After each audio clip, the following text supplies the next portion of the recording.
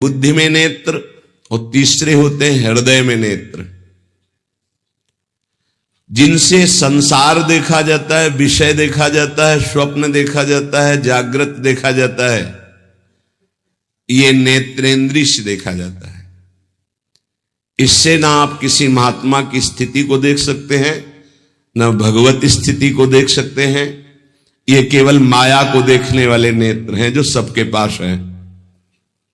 चक्षु इंद्रिय, ये इससे आप किसी की स्थिति नहीं देख सकते, इससे आप परमात्मा दर्शन नहीं कर सकते, इससे आप तत्व दर्शन नहीं कर सकते।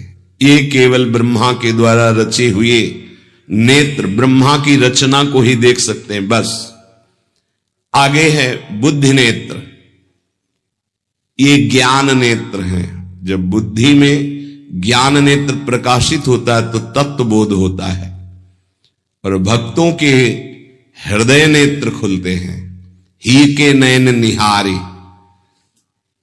हृदय के नेत्र जब खुलते हैं तो प्रिया प्रीतम की रूप माधुरी, लीला माधुरी, ये उसके नेत्रों में, इन नेत्रों में झलकते हैं।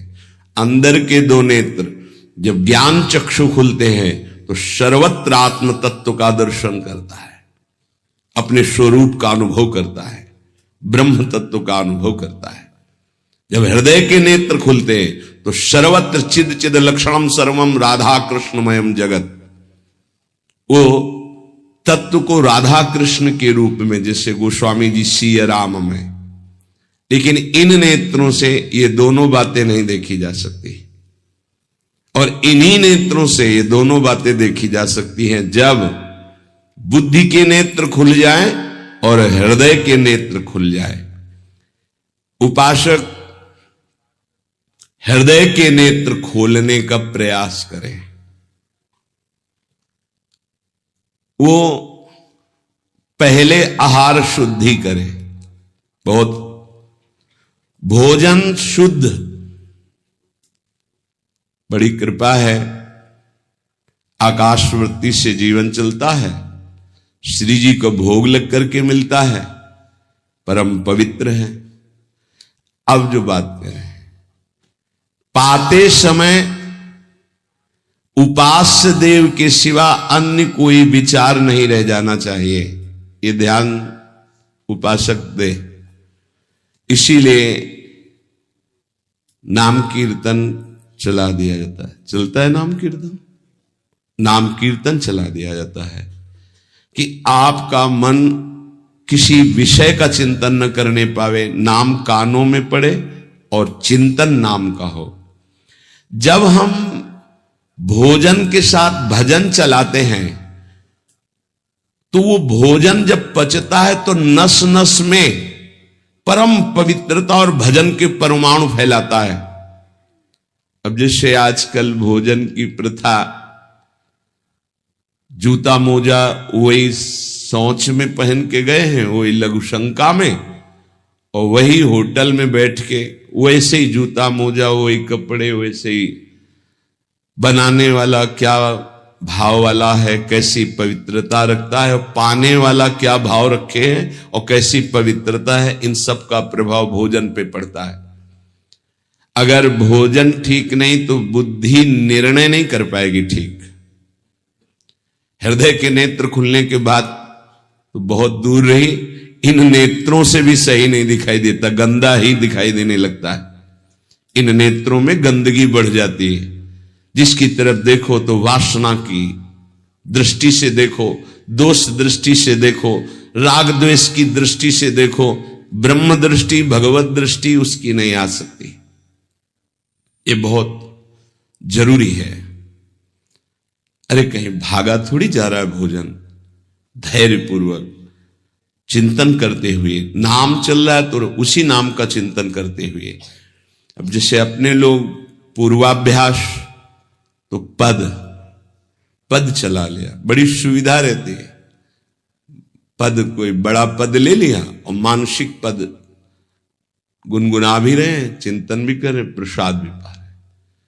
कोई पद उठा ले, बड़ा पद, देखत नौ निकुंज सुन सजनी लागत, प्रथम यथामति प्रणव बिहरत दो प्रीतम कुंज।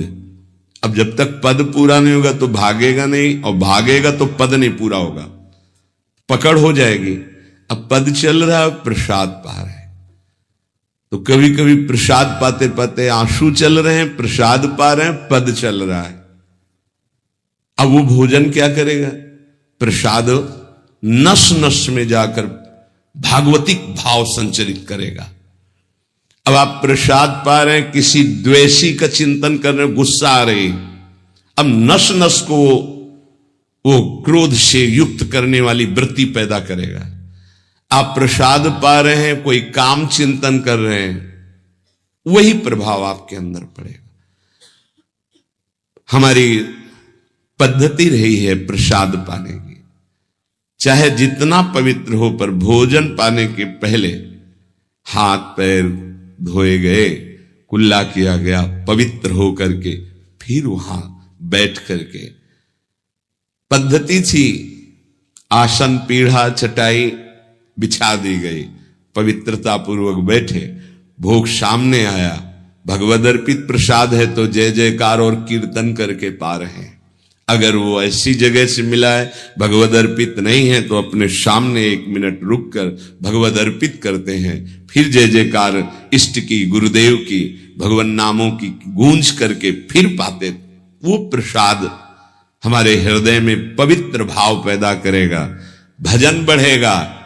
भजन से ही हृदय के नेत्र खुलते हैं, भजन से हृदय के नेत्र, और हृदय के नेत्रों से ही प्रियालाल का दर्शन होता है, प्रियालाल का लीला चिंतन होता है।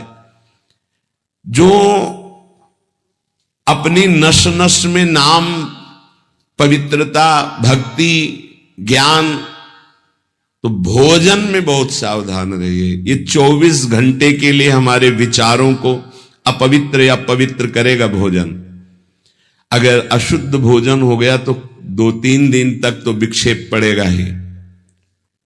अगर बहुत ही निषिद्ध भोजन हो गया तो हो सकता है कि भजन भी रुक जाए, विक्षेप क्या रुक जाए, ऐसा ऐसा भोजन होता है।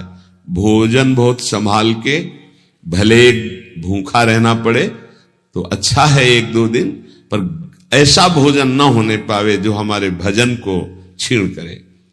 प्रायः जब श्री जी की शरणागति दीक्षा दी जाती है यहां, तो पहला कि तुम्हें 11 माला गुरु मंत्र के तो करने ही हैं, दूसरा 12 पद चतुरासी जी के पढ़ने ही हैं पक्का, तीसरा तुम्हें उस रसोई से कभी भोजन नहीं पाना है जिसमें मांस बना है, जिसमें मांस रांधा गया है। भले तुमको वहां दाल रोटी खीर और ये सब बना के दे, पर वो सात्विक भोजन नहीं होगा, वो राक्षसी भोजन होगा, क्योंकि वो रसोई अपवित्र है, उसके पात्र पवित्र। ये दीक्षा के समय दिया जाता है।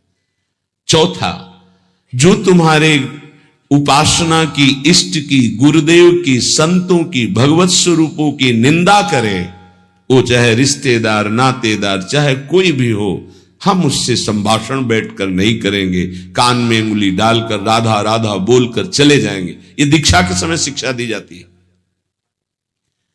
यदि आप अपने कुसंग को नहीं त्याग सके, भोजन का सुधार नहीं कर सके, तो भजन में रुचि नहीं होगी।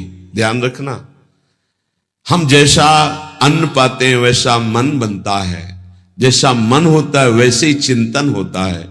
हमें हृदय के नेत्र खोलने हैं तो हमें आहार पवित्र करना है।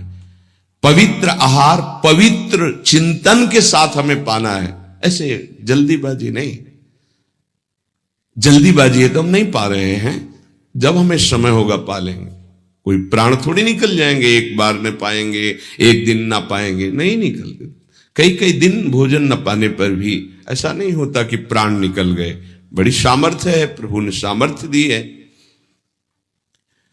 उपासक सावधान रहे, कहीं प्रसाद पाते समय कोई ऐसा दृश्य, ऐसी वार्ता न कर बैठे जो भजन में बड़ी हानि पैदा कर दे। जैसे आप मोबाइल रख लिए और आप ऐसे दृश्य देख रहे हो जो आपका सर्वनाश करने वाले हो, भोजन पा रहे हो, तो आप निश्चित समझ लेना, निश्चित भ्रष्ट हो जाओगे, आगे नहीं बढ़ पाओगे, गिर जाओगे।